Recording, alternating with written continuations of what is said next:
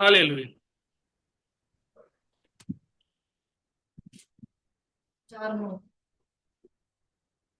परमेश्वराच्या नावाला स्तुती असो.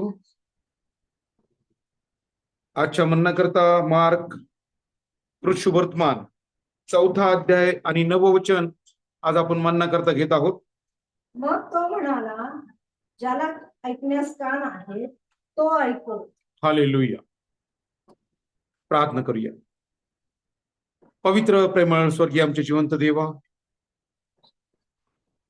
तुला धन्यवाद देतो. तुझ्या आम्ही उपकार स्तुती करतो. आज तुझ्या पवित्र नासरी प्रभू येशू मसीहाच्या नावात तू आम्हाला एकत्रित केलंस, आमची काळजी घेतलीस, आमचं रक्षण केलंस. आणि प्रभू, तुझ्या चरणाजवळ आम्हाला पुन्हा एक वार तुझं वचन ग्रहण करण्यासाठी एकत्रित केलंस, म्हणून तुझे उपकार मानतो. बापा, आज ही ऑनलाईन द्वारे जे काही मीटिंग आहे बापा, ही मीटिंग तुझ्या हातात आम्ही सोपवतो. आजची आराधना, आजची साक्ष, आजच्या प्रार्थना तू आशीर्वादित केल्यास त्याबद्दल तुला धन्यवाद. आजचं वचन प्रभू तो आम्हा सर्वांकरता आशीर्वादाचं असं कारण होऊ दे. ते वचन समजण्यासाठी प्रभू तो आमचे नेत्र उघड आणि आम्हा सर्वांचा विश्वास तुझ्या नावात वाढू दे.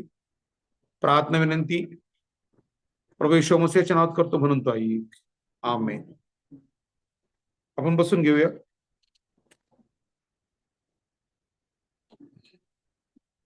मार्क शुभवर्तमान याचा 4था अध्याय, यामध्ये प्रभू लोकांना शिक्षण देत आहे असं दिसतं आपल्याला. आणि या ठिकाणी त्याने पेरणाऱ्याचा दाखला त्याचं वर्णन केलेलं आहे. आणि प्रियांनो, 9व्या वचनामध्ये आपल्याला पाहायला मिळतं, मग तो म्हणाला, ज्याला ऐकावयास कान आहेत तो ऐको. या ठिकाणी प्रभू स्वतः म्हणत आहे की ज्याला ऐकवायस कान आहेत तो. प्रभूने आम्हाला निर्माण केलं, आम्ही त्याच्या आजची निर्मिती आहोत. प्रियांनो, परमेश्वराने, प्रभूने आम्हा प्रत्येकाला डोळे, तोंड, कान हे सर्व अवयव दिलेले आहेत.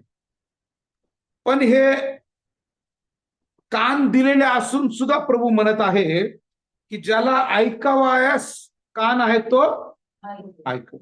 आज आम्ही प्रभूची हीच प्रार्थना केली पाहिजे की प्रभू, आम्हाला आत्मिकरित्या हे समजण्यासाठी तू आम्हाला सहाय्य कर. तू आमचे आत्मिक नेत्र उघड. आणि आज खरोखर प्रियांनो, या पेरणाऱ्याच्या दाखल्यामध्ये प्रभू समुद्र किनाऱ्यावर शिक्षण देऊ लागला असं आपल्याला दिसतं. आणि ते शिक्षण देत असताना इतका मोठा समुदाय जमला होता की तो मचव्यात बसून शिकवित होता. हा जो मोठा समुदाय त्याचे ऐकत होता, त्यांच्यावर ख्रिस्ताच्या शिक्षणाचा कोणता परिणाम होत होता हेच त्याला शिष्यांना पटवून द्यायचं होतं. म्हणून वचन 9 मध्ये तो म्हणतो की ज्याला कान आहे तो ऐको. या ठिकाणी प्रभू आपली इच्छा प्रगट करत आहे की माझे वचन जे ऐकत आहेत त्यांनी त्या प्रकारे वागावं, त्याचं अनुकरण करावं, माझ्या आज्ञा पाळाव्यात व देवाच्या राज्यात त्यांनी त्याचे खरे शिष्य व्हावे. हालेलुया. आज दर रविवारी, शुक्रवारी, बुधवारी वचन आपल्या कानावर पडत आहे. हालेलुया. आणि फक्त आताच नाही, तर जसं आपण प्रभूमध्ये आलो तेव्हापासून आपल्याला वचन आपल्या कानावर येत आहे. हालेलुया. ह्या दाखल्यामध्ये प्रभूने विशेष करून त्या पेरणाऱ्याच्या दाखल्यामध्ये बीचं वर्णन केलेलं आहे. आणि प्रभूने जो दाखला सांगितलाय त्यात बी हे एकाच प्रकारचे आहे. त्याच्यामध्ये कमी जास्तपणा नाहीये. बी हे उत्कृष्ट आणि शुद्ध आहे, चांगले आहे. परंतु ते बी किंवा त्या पेरलेल्या बियाचे काय झाले ते पूर्णपणे त्या जमिनीवर अवलंबून होते. हालेलुया. बी किती चांगलं असलं, उत्कृष्ट असलं, पण त्या बी रोपणाकरिता जमीन तशी तयार करावी लागते. हालेलुया. आज जर जमीन जर चांगली असेल तर त्यात पेरलेलं चांगलं उगवतं. आणि त्याकरता त्या जमिनीची मशागत करावी लागते. जे कुटुंब, जे परिवार शेतकरी परिवारातून असतील त्यांना ह्या गोष्टीचं खूप चांगल्या प्रकारे माहिती आहे की जमिनीच्या अगोदर मशागत करावी लागती, जमीन त्या लायकीची तयार करावी लागती, तर ते पेरलेलं जे आहे ते चांगलं उगवतं आणि ती जमीन एक उत्कृष्ट आणि भरघोस पीक देते. हालेलुया. तर हे जे बी पेरण्याच्या दाखल्यामध्ये सांगितलेलं आहे हे 4 ठिकाणी पेरल्या गेलेलं आहे. हालेलुया. सर्वात प्रथम हे बी वाटेवर पेरलं गेलेलं आहे, त्यानंतर खडकाळ जमीन, त्यानंतर काटेरी झुडपात ते बी पडलेलं आहे आणि काही बी चांगल्या जमिनीत पडलेलं आहे. हालेलुया. 4 प्रकार आहेत. बी पेरणाऱ्याने बी पेरले, परंतु ते बे कुठं पडलेलं आहे. काही बी वाटेवर पडलेलं आहे पेरताना, काही खडकाळ जमिनीवर पडलेलं आहे, काही काटेरी झुडपांमध्ये पडलेलं आहे, तर काही चांगल्या जमिनीमध्ये पडलेलं आहे. हालेलुया. तसेच बी म्हणजे देवाचे सजीव वचन. हालेलुया. बी काय दर्शवतं? देवाचं पवित्र वचन. आणि हे वचन ऐकणाऱ्या लोकात, आपल्या समुदायात, आपल्या मंडळीत कदाचित अशाच प्रकारचे 4 गट आपल्याला पाहाव्यास मिळतात. हालेलुया. ज्यावेळेस आपण स्टडी करतो तर असे 4 गट, काही बी वाटेवर पडलं, काही बी खडकाळ जमिनीवर पडलं, काही बी काटेरी झुडपात पडलं, पण काही बी चांगल्या जमिनीत पडलं. आज त्याच प्रकारचे 4 प्रकारचे गट, ग्रुप आपल्याला आजूबाजूला निरीक्षण करताना पाहाव्यास मिळतात. प्रियांनो, वचन 12 मध्ये आपल्याला समजते, जे ख्रिस्ताचे वचन ऐकून त्याच्यावर विश्वास ठेवतात त्याच्या मनाचा पालट होतो. हालेलुया. नीट लक्ष द्या. वचन 12 मध्ये आपल्याला काय पाहायला मिळतं की जे ख्रिस्ताचे वचन ऐकून, नीट लक्ष द्या प्लीज, वचन अनेक वर्षापासून आपण ऐकत आहोत. वचन आपण अनेक वर्षापासून काय करत आहोत? ऐकत आहोत. परंतु ह्या दृष्टांतामध्ये वचन 12 मध्ये पाहायला मिळतं, वचन 12 वाचा सिस्टर.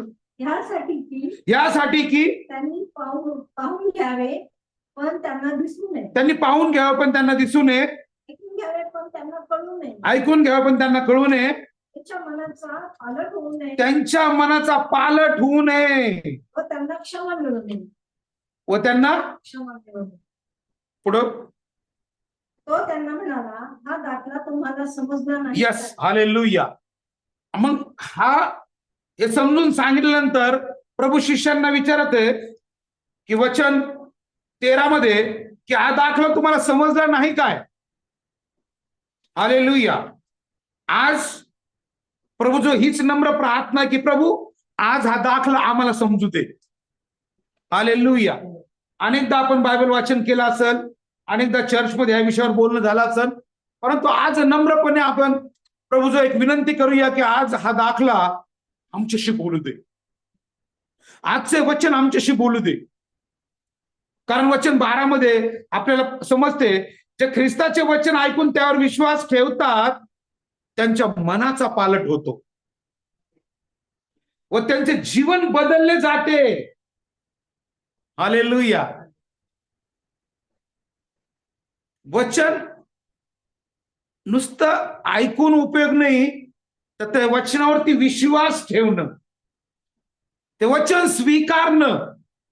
आम्ही ऐकतो खूप, पण त्या प्रमाणात आम्ही स्वीकारत नाही, आणि न स्वीकारल्यामुळं आमच्या मनाचा पालट होत नाही.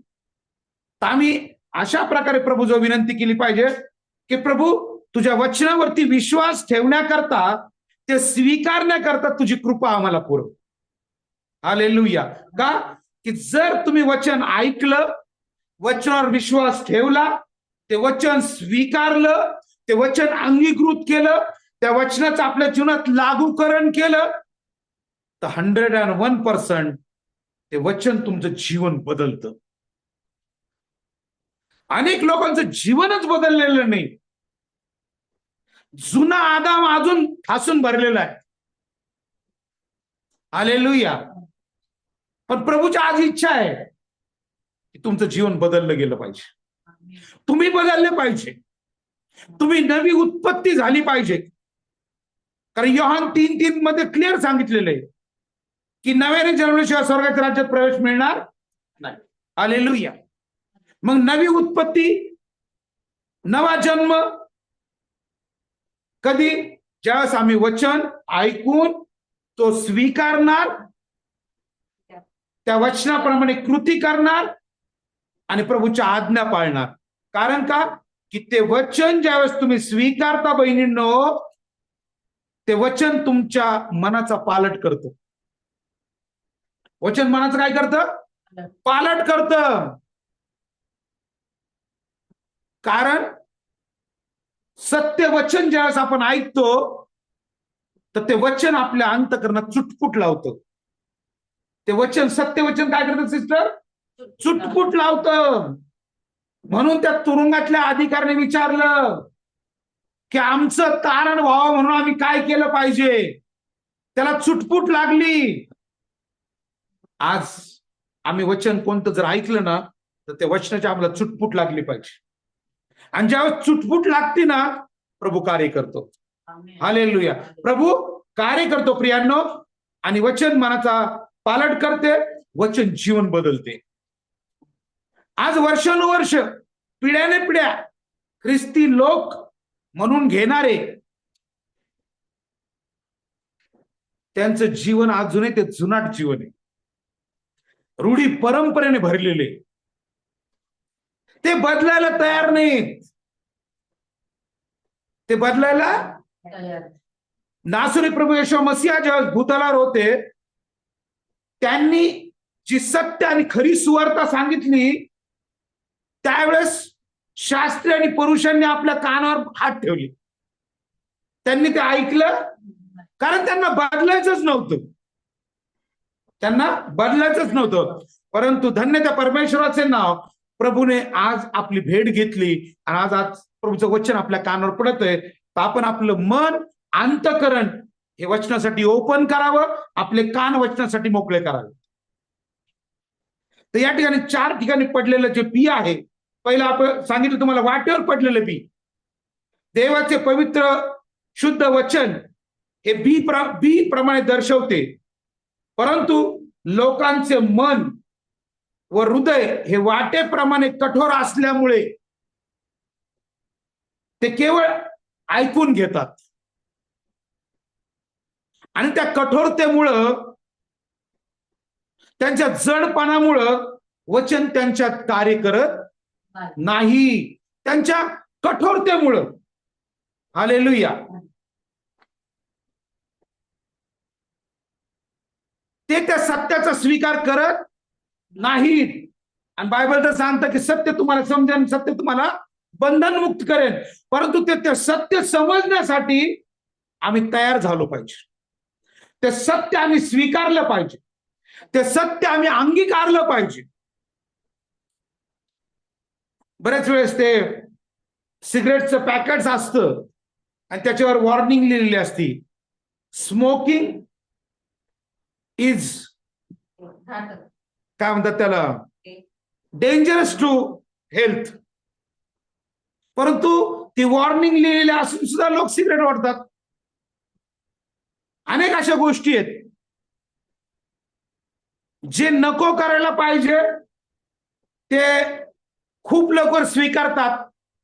कॅन्सरचं प्रमाण भारतामध्ये इतक्या मोठ्या प्रमाणात वाढलेलं आहे, त्यावर लिहिलेलं आहे हे नका करू.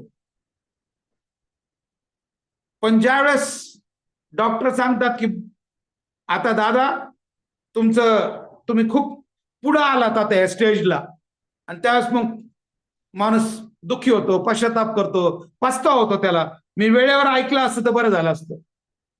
आज ती अवस्था आहे ख्रिस्ती लोकांची. प्रभू आज सांगत आहे की ज्याला कान आहे तो हालेलुया. आणि जर आज आम्ही सत्यासाठी कानच जर बंद केले, हृदय जर कठोर केले, ते वचन कार्य करेल का सिस्टर? जर वचन कार्य करायचं असेल तर आम्ही आमचं अंतःकरण उघडलं पाहिजे. आमच्यातली कठोरता प्रभूला प्रार्थना करून ती काढून टाकली पाहिजे. परंतु लोक काय करतात, त्या सत्याचा स्वीकार करत नाही आणि ते वचन जे वाटेवर पडलेले, त्याप्रमाणे काही लोकांच्या कानावर ते वचन पडतं, परंतु त्यांनी ते न अंगीकारल्यामुळं, न स्वीकारल्यामुळं सैतान ते हिरावून घेतो. सैतान ते काय करतो? हिरावून घेतो सिस्टर. म्हणून ज्यावेळेस वचन येतं ना, आम्ही आमची पूर्ण तयारी केली पाहिजे ते स्वीकारण्यासाठी. कारण दुष्ट घात पात नाश करावास उभा येतो. म्हणून आम्ही सगळ्यात प्रथम वचन ज्यावेळेस आमच्याकडे येतं ते आम्ही स्वीकारणं गरजेचं आहे. जर ते स्वीकारलं तर आम्ही आशीर्वादित लोक. आणि जर नुसतं आम्ही ऐकलं तर जसं या दाखल्यामध्ये सांगितलंय का काही बी वाटेवर पडलं आणि ते पाखरांनी खाऊन टाकलं, मग त्या बीचा काय उपयोग झाला का? त्याचप्रमाणे जे बी वाटेवर पडलं ते ना तर उगवलं, ना त्याचा काही उपयोग झाला, ना त्या पेरणी करण्याला त्याचा फायदा झाला. त्याचप्रमाणे जर आपण केवळ वचन ऐकणारे नुसते असतो तर तो दुष्ट ते वचन आमच्यापासून हिरावून घेतो. आणि त्याचा काय उपयोग? मग तुम्ही किती मीटिंग अटेंड करा, इथून किती किलोमीटर लांब जा मीटिंग अटेंड करायला, पण जर तुमची स्थिती त्या वाटेवर पडलेल्या बी प्रमाणे जर झाली तर त्याचा काय उपयोग होणार नाही. दुसरं बी या ठिकाणी आपल्याला दाखल्यात दाखवलेलं आहे, खडकाळ जमिनीवर पडलेलं. आता जस्ट खडकाळ जमिनीवरती बी पडलेलं आहे, त्या खडकाला काही माती लागलेली असते प्रियांनो. आणि ज्यावेळेस ती माती लागलेली असती, ते बी काय करतं, त्या खडकावर पडतं आणि त्याच्यावर पाण्याचं सिंचन झाल्यानंतर ते अंकुरित होतं. काय होतं ते? परंतु खाली काय आहे? खडक आहे. हालेलुया. बी पडलंय, सिंचन झालंय, परंतु खाली खडक आहे, टफनेस. मग ते खाली खडक असल्यामुळं जे अंकुरित झालेलं बी आहे ते मुळावल्या जात नाही, ते मुळावल्या जात नाही. आणि शेवटी ते ऊन त्याच्यावर पडल्यानंतर ते करपलं जातं.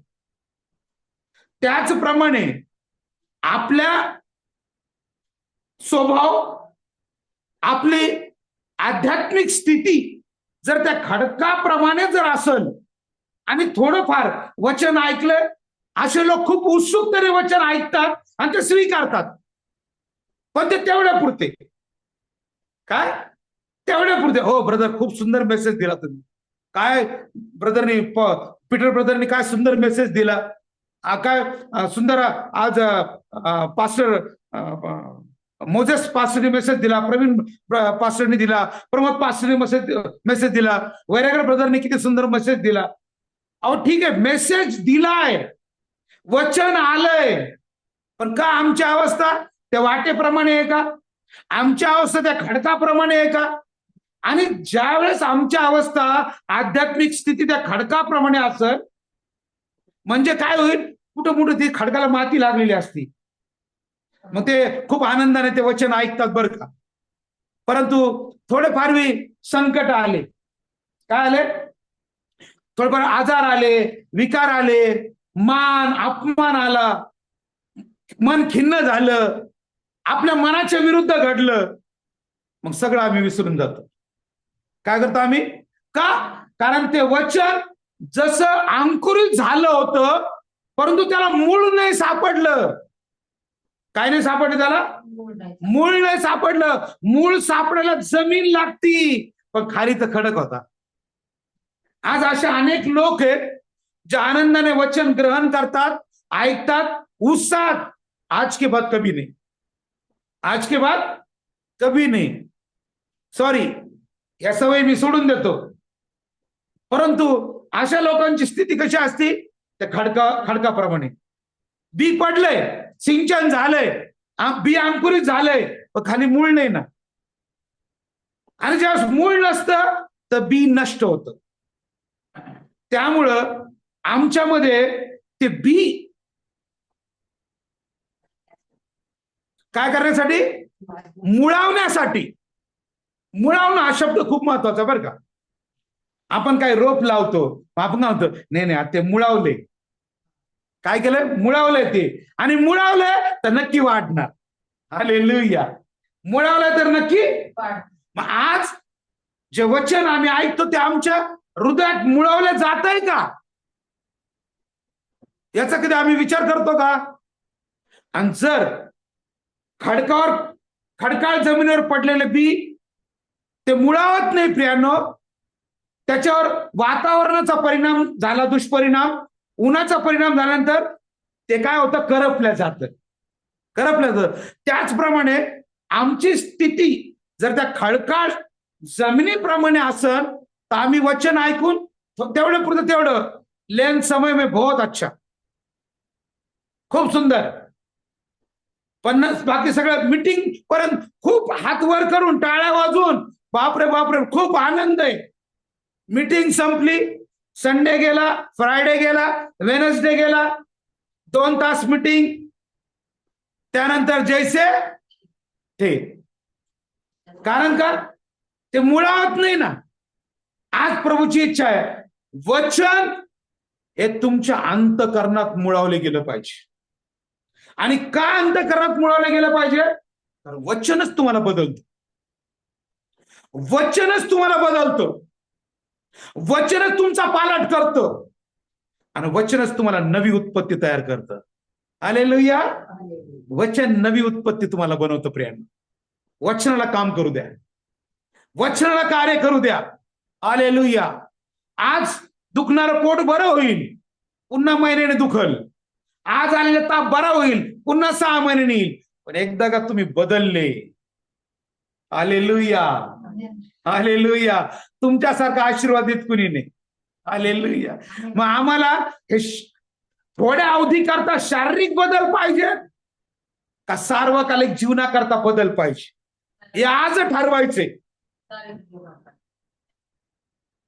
तो आम्हाला सार्वकालिक जीवन द्यायला तयार आहे. आलेले तुमचा एचबी 14% जरी असला म्हणजे तुम्ही सुदृढ आहेत, पण तुमचा आध्यात्मिक एचबी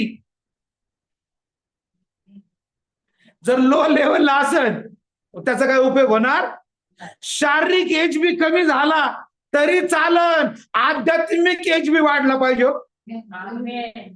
हालेलुया. आज आमचा आध्यात्मिक एचबी किती आहे? आज ते वचन आम्ही मुळावले दिलंय का आमच्या हृदयात, आमच्या अंतःकरणात, आमच्या कुटुंबात, आमच्या मंडळात, आमच्या समाजात?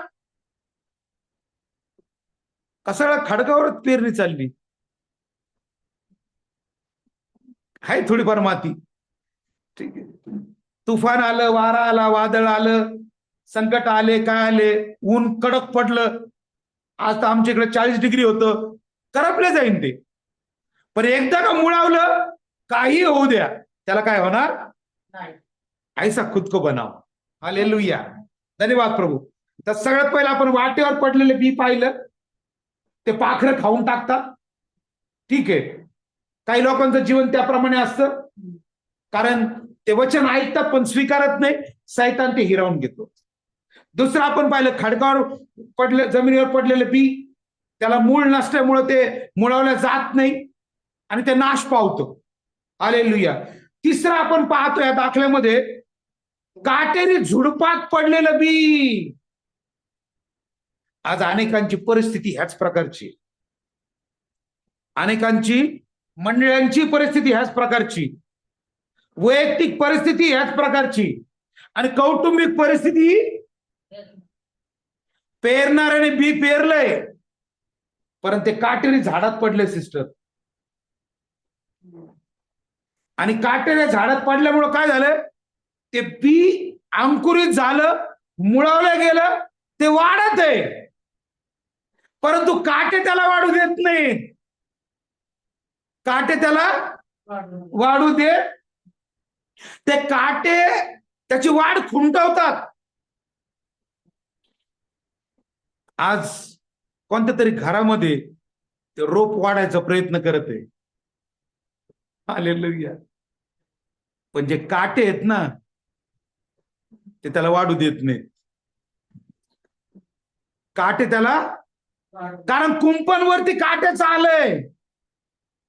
म्हणून काटेरी झुडपात जे पडलेले ना जमिनीवर, जमिनीत ते बी, ते काटेरी झुडूप त्याला काय करू देत नाही, वाढू देत नाही. म्हणून काय नेमकं आज अशी स्थिती अशा लोकांची झालेली आहे की त्यांनी वेगवेगळ्या काट्यांनी त्यांना वेढलेलं आहे. कौटुंबिक चिंता, मोह, लोभ, नाना प्रकारचे विचार, नको त्या गोष्टीवर थेसिस, नको त्या गोष्टीवर चिंतन, नको त्या गोष्टीकडे लक्ष. म्हणून बायबल खूप सुंदर सांगतं, परमेश्वराने मानव हा कसा बनवला, सरळ बनवला, पण तो अनेक वेगवेगळ्या गोष्टींच्या मागे लागला. तर व्यक्ती काय करतं, अनेक प्रकारच्या चिंतांमुळं, लोभामुळं, मोहामुळं, वेगवेगळ्या सवयांमुळं जे बी पडलेले आहे, त्यांची अवस्था ते काटेरी झुडूप जसं त्या बीला, त्या रोपाला वाढू देत नाही, त्याप्रमाणे आध्यात्मिक जीवन आपलं अशा गोष्टींमुळे वाढत नाही. तर असं जर आमचं जीवन असेल, तर आज आम्ही प्रभू जो प्रार्थना करायची की प्रभू, हे तुझे वचन रूपी बीज माझ्यात पडलेलं आहे, आणि काटेरी जे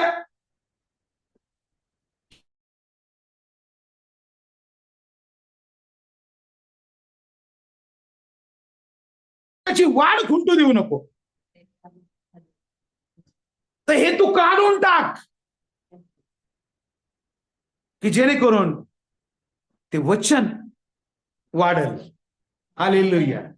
ते वचन काय होईल, वाढेल. आज बऱ्याच कुटुंबात काय होतं माहितीये का, एखादा मुलगा खूप प्रार्थनेत असतो, खूप याच्यात असतो, पण दुसरा एक जण काय म्हणतो, अरे काय सारखी तू प्रार्थना करत बसतो, काय नुसतं बायबल घेऊन बसत आहे. तो एक प्रकारचं ते काटेरी झुडूप आहे सिस्टर. काय कधी कधी नवरा खूप प्रार्थनेत असतो, ती बायको काय म्हणते, दुसरा काम धंदाच नाही तुम्हाला. तर अशा प्रकारचे काटेरी झुडप आज आपल्याला पाहायला मिळतात. आणि अशा काटेरी झुडपामध्ये जीवन जगत असताना जे बी पडलेले ते वाढत नाही. म्हणून आपण प्रभू जवळ अशा प्रकारे विनंती केली पाहिजे की प्रभू, हे काटेरी झुडप तू काढून टाक बापा, याचा ताबा तू घे. का? कारण ते बी चा दोष नाही, ते पवित्र आहे, निर्मळ आहे, शुद्ध आहे, पण ते पडलं कुठे, त्या काटेरी झुडपात. हालेलुया. ते वाढलंय, परंतु काटेरी झुडूप त्याला वाढू देत नाही.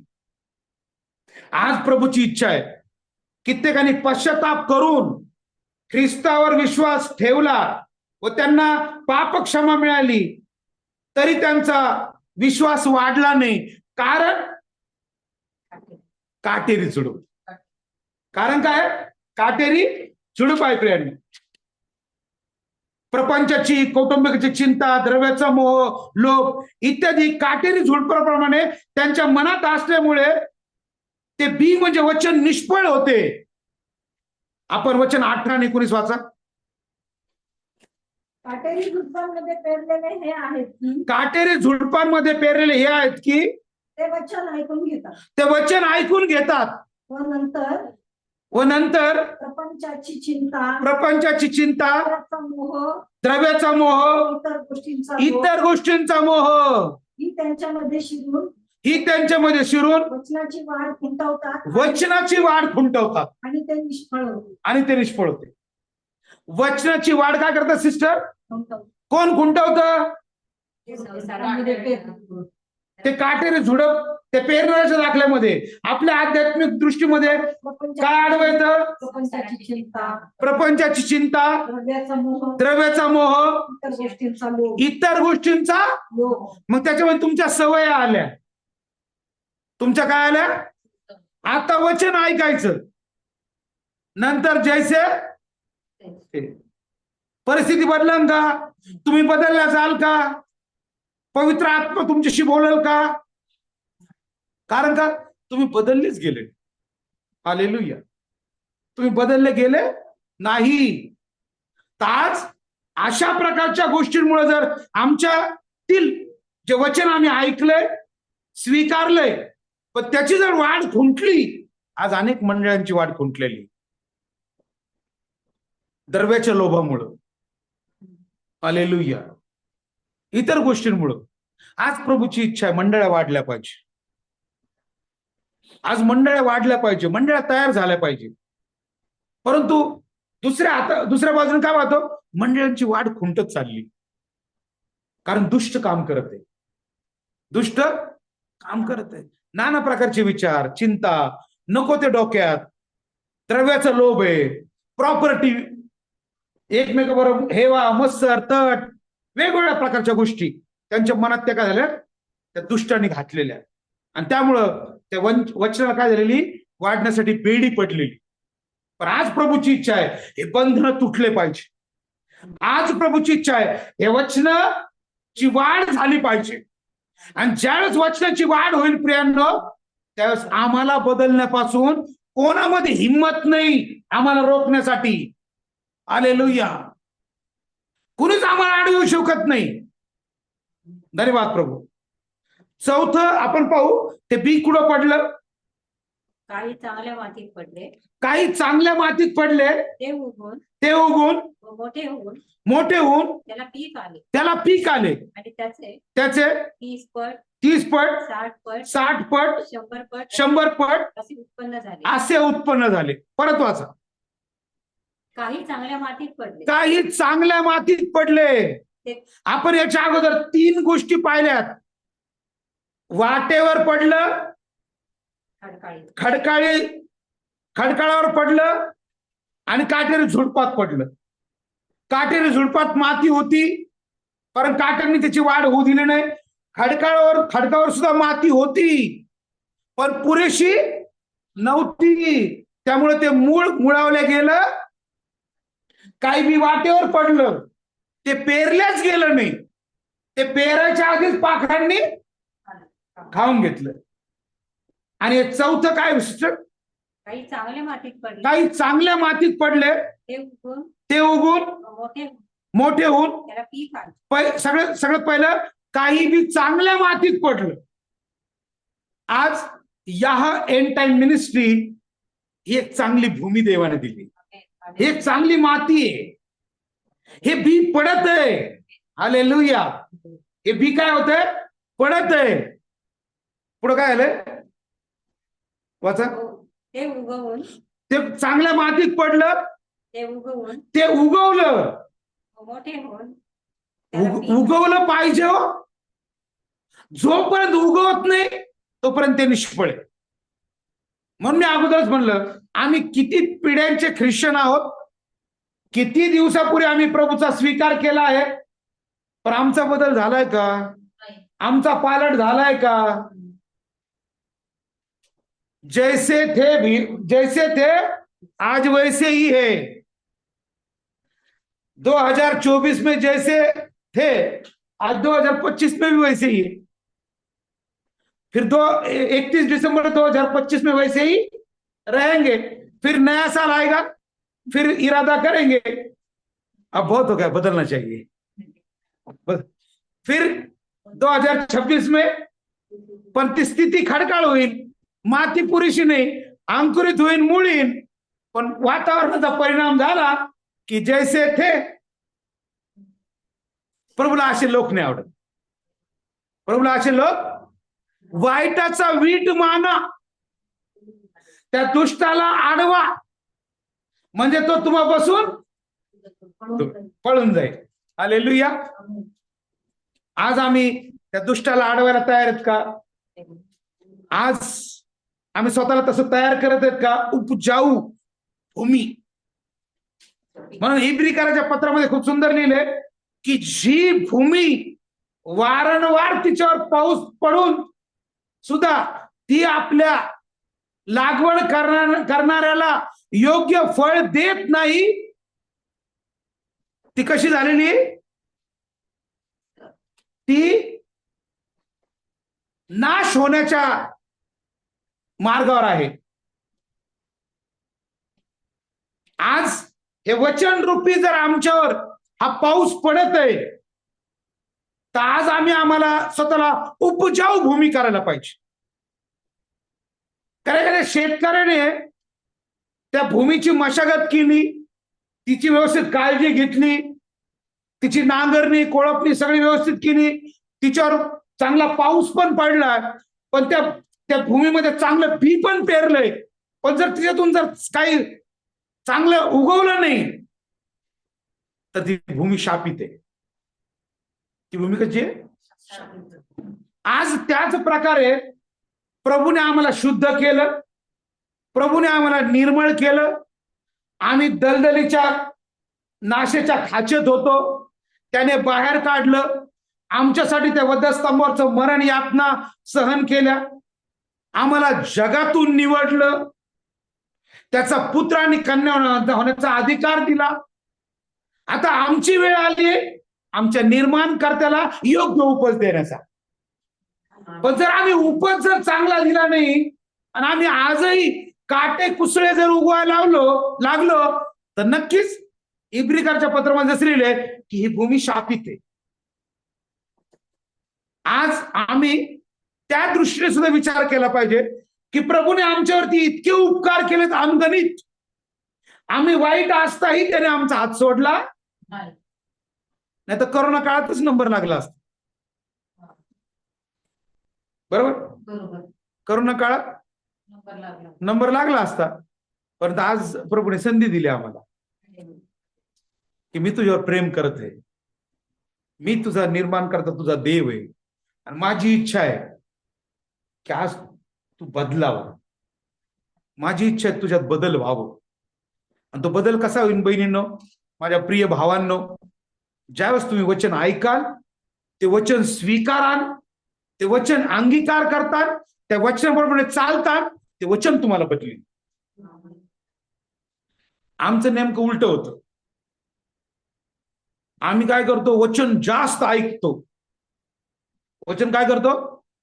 काय ते हेडफोन घालून 3-3 तास वचन ऐकतील। अरे बापरे, सिस्टर वचन ऐकत आहेत, ही मीटिंग झाली की ती मीटिंग, ती मीटिंग झाली की ही मीटिंग। परंतु स्वीकारले का? वचन स्वीकारले? जर वचन स्वीकारले नाही मग काय उपयोग? व्यर्थ आहे ना। म्हणून वचन स्वीकारणं हे गरजेचं आहे, कारण वचन तुमचं जीवन बदलतं, वचन तुमचं जीवन बदलतं। सुपीक जमिनीवर पडलेलं बी काय करतं सिस्टर? ते उगवून व मोठे होऊन ते उगवतं, मोठे होतं, त्याला पीक येतं। हालेलुया। वचन आमच्यामधून उगवलं पाहिजे, वचन आमच्यात वाढलं पाहिजे। आज प्रभूची इच्छा आहे वचन आमच्यामध्ये मुळावलं पाहिजे, वचन आमच्यामध्ये वाढलं पाहिजे। आणि पुढे काय सांगितलं? काय करतं ते? त्याला पीक आहे, त्याला पीक येतं। ज्वारी पेरले सिस्टर पटेकर, तर त्या ज्वारी पेरल्यानंतर त्याला काय येतं? कणीस येतं ना. आणि ते कणीस कसं येतं? भरदार. हालेलुया. आणि ते कणीस जर तुम्ही चांगली ज्वारी गावरान पेरली आणि ते कणीस जर जरा व्यवस्थित नाही आलं तर तुम्ही खुश होताल का? मन खिन्न होईल ना. आणि आज जर आमचा निर्माण करता आमचा परमेश्वर, ज्याने आमच्यासाठी सगळं काय केलं, आणि तो आमच्याकडून पिकाची वाट पाहते. तो आमच्याकडून कशाची वाट पाहते? पिकाची वाट पाहते. वचन मुळवलंय का? वचन उगवलंय का? वचन वाढलंय का? ते पीक आलंय का? अहो ब्रदर, वचनच नाही वाढलं तर पीक तर अजून लय लांब आहे, अजून खळच नाही झालं. अजून खळच नाही झालं. आणि तो ज्यावेळेस येईल हातात सूप घेऊन त्यावेळेस मग गहू कुठे जातील आणि भूस कुठे जाईल? हालेलुया. वचन तर बाहेर ठेव. हालेलुया. मग गहू बना. हालेलुया. त्यामुळं हे वचन काय सांगतं की ते बी चांगल्या भूमीत पडतं, ते उगून काय होतं? ते मोठं होतं, त्याला पीक येतं आणि त्याचे 30 पट, त्याचे 30 पट, 60 पट, 60 पट, 100 100 पट पट ते उत्पन्न झाले. असे उत्पन्न झाले. तो हिशोब घ्यायला येणार आहे बरं का. हालेलुया. तो हिशोब घ्यायला येणार आहे. आज किती तारीख आहे सिस्टर? 9 तारखेला या एंड टाइम मिनिस्ट्रीद्वारे ऑनलाईन पेरणाऱ्याचा दाखला हे वचन झालं होतं. हे वचन आम्ही ऐकलं, ते वचन वाढलं, उगवलं, वाढलं, त्याला पीक आलं का? जर नाही आलं तर काय उपयोग होईल का? हालेलुया. तर आजपासून आमच्यामध्ये वचन मुळावलं गेलं पाहिजे. आम्ही ते वचन स्वीकारलं पाहिजे, ते अंगीकृत केलं पाहिजे, आणि एक दिवस पीक आलं पाहिजे. काय काय आलं पाहिजे? पीक आलं पाहिजे. परंतु ते पीक येण्यासाठी जसा शेतकरी त्या जमिनीची मशागत करतो बरं का, नांगरणी करतो, कोळपणी करतो. आता आम्हाला तर शेत नाही बरं का, पण पटेकर सिस्टर दादा कधी कधी बोलतात त्याप्रमाणे मी सांगतो. त्या जमिनीची मशागत करावी लागती. त्यातले गोटे, दगड हे काढून फेकावं लागतात. त्यातले झुडप, काटे सगळे तोडून अनावश्यक गोष्टी काय करावं लागतात? काढून टाकावं लागतात.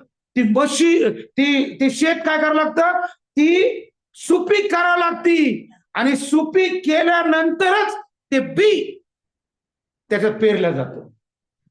आज आमची आध्यात्मिक स्थिती सुपीक आहे का?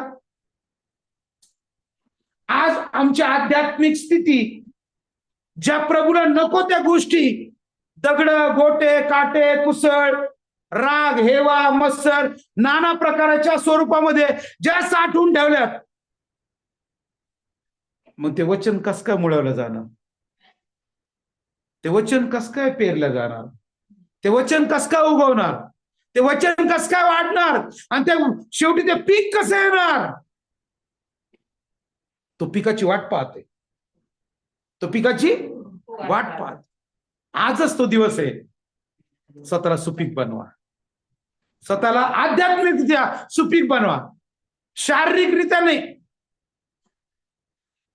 तुम्ही बॉडी बिल्डिंग होण्यासाठी काय एक्स्ट्रा सप्लिमेंटरी खाता किंवा सुंदर दिसण्यासाठी काय काय काय प्रयोग करता, आध्यात्मिकरित्या सुंदर दिसावं, त्याच्या दृष्टीने ठहरावं, बनावं, यासाठी तुम्ही आज काय करत आहे ते महत्वाचं आहे.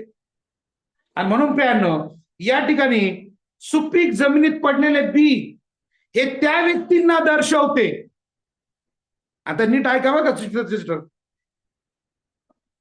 सुपीक जमिनीत पडलेले बी हे त्या व्यक्तींना दर्शवते ज्यांनी ख्रिस्तावर विश्वास ठेवला. ज्यांनी ख्रिस्तावर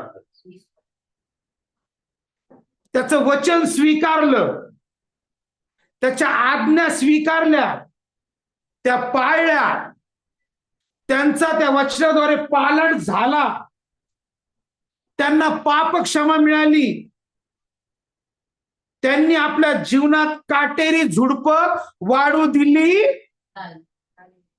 हालेलुया.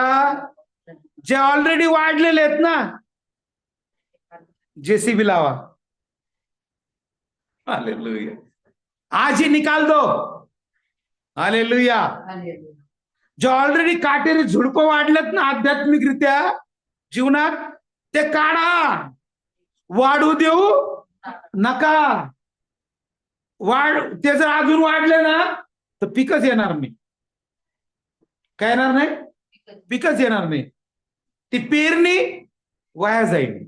आणि आज प्रभूची इच्छा, पेरणी वाया जाऊ. हालेलुया. म्हणून त्यांनी आपल्या जीवनात काटेरी झुडपे वाढू दिली नाहीत व ते फळ देणारे झाले. व ते आज आम्ही फळ देणारे झालो आहोत का? हालेलुया.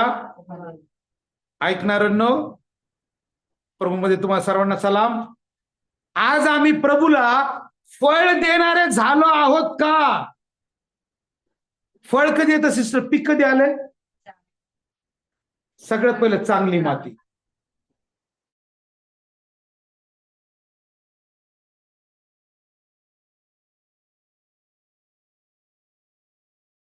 असं त्याच्याबद्दल असं हे फलाना ढिमका असं तसं.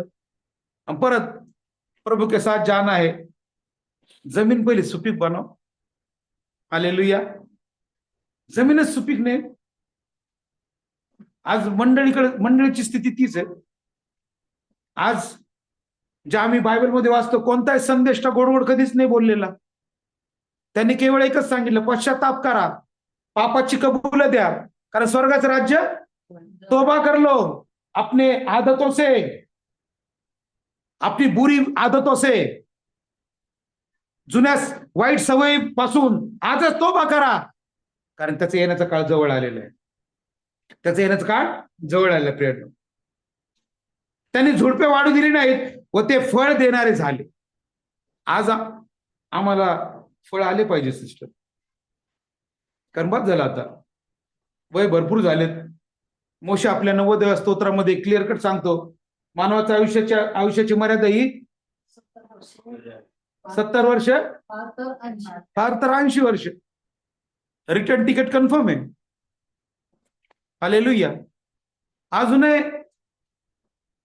फांदी उगवाना, ते मुळवल्या जायना, ते पिकं वाढाना, ते फळ तर लांबच राहिलं. पण आज प्रभूची इच्छा आहे, आज तुम्ही फळ देणारे झाले पाहिजे. आज तुम्ही फळ देणारे झाले पाहिजे. मग आपल्याला बायबलमध्ये गलतीकाराच्या 5व्या अध्यायामध्ये 22-23 मध्ये पाहतो आपण आत्म्याच्या द्वारे निष्पन्न होणारे फळ. मग ते फळ कोणते? प्रीती. हालेलुया. प्रीतीवर तर खूप आता मेसेज येतील आता. हालेलुया. पण आज आमच्यामध्ये त्या प्रीतीचं फळ अंकुरित झालंय का? आनंद, शांती, सहनशीलता, ममता, चांगुलपणा, विश्वासूपणा, सौम्यता, इंद्रिय दमन, हे आमच्यातून फळ दिसतात का इतरांना? आणि जर हे दिसत नसतील तर आज प्रभूची इच्छा आहे की आमच्यामध्ये जे झुडपं आहेत ना, प्रभूची इच्छा आहे ते काढून टाका आणि तुम्ही आध्यात्मिकरित्या स्वतःला सुपीक बनवा, की जेणेकरून तुम्ही काटे कुसळे उगवणारे न राहता आपल्या निर्माण कर्त्याला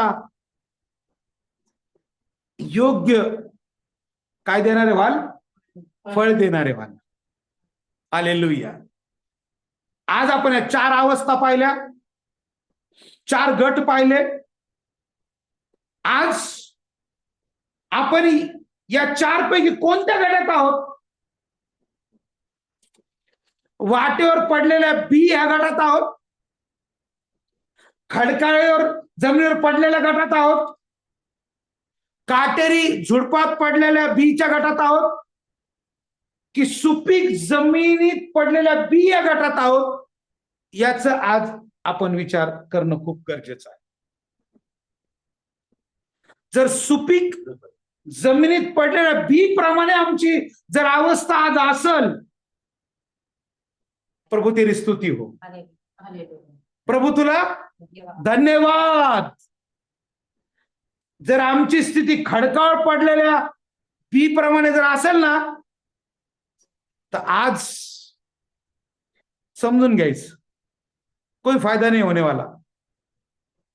सबसे पहले अपनी भूमि को सुपीक बनाना होगा. जो कुछ प्रभु को पसंद नहीं वो निकालना होगा. जब भूमि सुपीक होगी वो अवश्य फल देगी. लेकिन अगर फल नहीं आ रहा है, इट मीन्स भूमि अभी भी सुपीक नहीं है, वो नापीक है, वो बंजर है.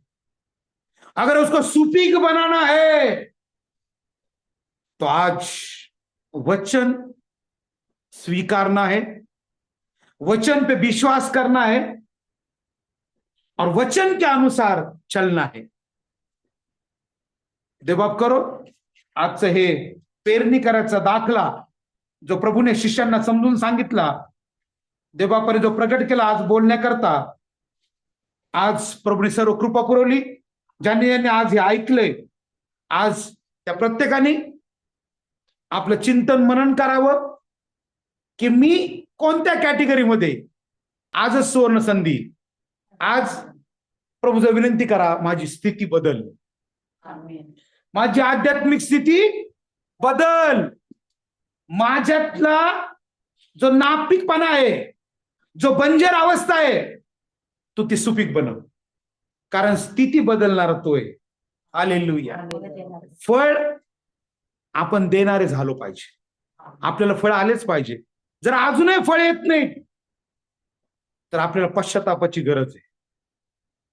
याचा अर्थ आपण केवळ वचन ऐकतो, तेवढ्यापुरतं खुश होतो, पण तो दुष्ट वचन हिरावून घेतो. का?